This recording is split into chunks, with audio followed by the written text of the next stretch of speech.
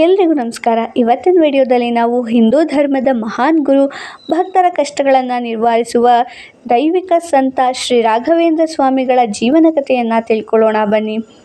ಅಷ್ಟಕ್ಕೂ ಈ ರಾಘವೇಂದ್ರ ಸ್ವಾಮಿಗಳು ಯಾರು ಅಂತ ಕೇಳೋದಾದರೆ, ಶ್ರೀ ರಾಘವೇಂದ್ರ ಸ್ವಾಮಿಗಳು ಮಧ್ವಾಚಾರ್ಯ ಪರಂಪರೆಯ ಮಹಾನ್ ಸಂತರು.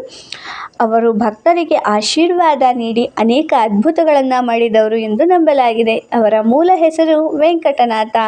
ಜನನ ಮತ್ತು ಬಾಲ್ಯವನ್ನು ನೋಡೋದಾದರೆ, ಶ್ರೀ ರಾಘವೇಂದ್ರ ಸ್ವಾಮಿಗಳು ಕ್ರಿಸ್ತಶಕ 1595ರಲ್ಲಿ ತಮಿಳುನಾಡಿನ ಭುವನಗಿರಿ ಎಂಬ ಊರಿನಲ್ಲಿ ಜನಿಸಿದರು.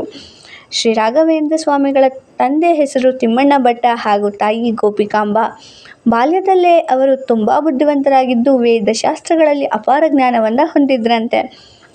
ಶ್ರೀ ರಾಘವೇಂದ್ರ ಸ್ವಾಮಿಗಳ ಶಿಕ್ಷಣ ಮತ್ತು ಕುಟುಂಬದ ಜೀವನವನ್ನು ನೋಡೋದಾದರೆ, ವೆಂಕಟನಾಥರು ಸಂಗೀತ, ಸಂಸ್ಕೃತ ಹಾಗೂ ಧಾರ್ಮಿಕ ಶಿಕ್ಷಣದಲ್ಲಿ ಪರಿಣಿತಿ ಪಡೆದವರು. ನಂತರ ಅವರು ಸರಸ್ವತಿ ಬಾಯಿಯವರನ್ನು ಮದುವೆಯಾಗ್ತಾರೆ.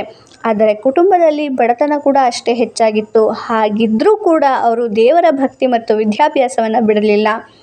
ಇನ್ನು ಹೇಗೆ ಶ್ರೀ ರಾಘವೇಂದ್ರ ಸ್ವಾಮಿಗಳು ಸನ್ಯಾಸವನ್ನು ಸ್ವೀಕಾರ ಮಾಡಿದರು ಅಂದರೆ, ಒಂದು ದಿನ ಗುರುಗಳ ಆದೇಶದಂತೆ ವೆಂಕಟನಾಥರು ಸನ್ಯಾಸವನ್ನು ಸ್ವೀಕರಿಸಿರ್ತಾರೆ.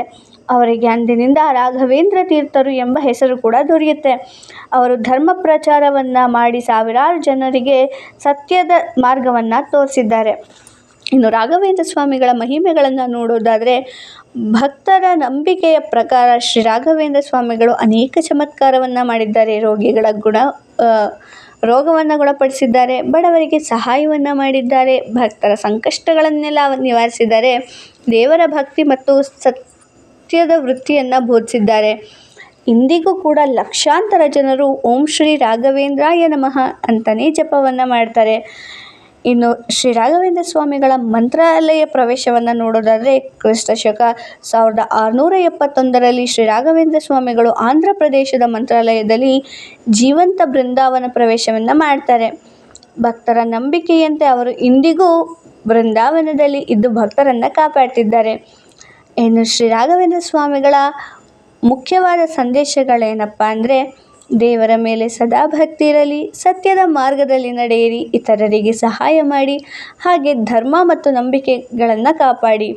ಶ್ರೀ ರಾಘವೇಂದ್ರ ಸ್ವಾಮಿಗಳ ಜೀವನ ನಮಗೆ ಭಕ್ತಿ, ಸಹನೆ ಮತ್ತು ಸತ್ಯದ ವೃತ್ತಿಯನ್ನು ಮತ್ತು ಅದರ ಮಹತ್ವವನ್ನು ತಿಳಿಸುತ್ತದೆ. ಓಂ ಶ್ರೀ ರಾಘವೇಂದ್ರಾಯ ನಮಃ. ಈ ವಿಡಿಯೋದಲ್ಲಿರೋ ಮಾಹಿತಿ ಸಾಮಾನ್ಯವಾಗಿದ್ದು, ನಿಮಗೆ ಇಷ್ಟ ಆಗಿದ್ದರೆ ಲೈಕ್ ಮಾಡಿ, ಶೇರ್ ಮಾಡಿ, ಸಬ್ಸ್ಕ್ರೈಬ್ ಮಾಡಿ. Thank you for watching.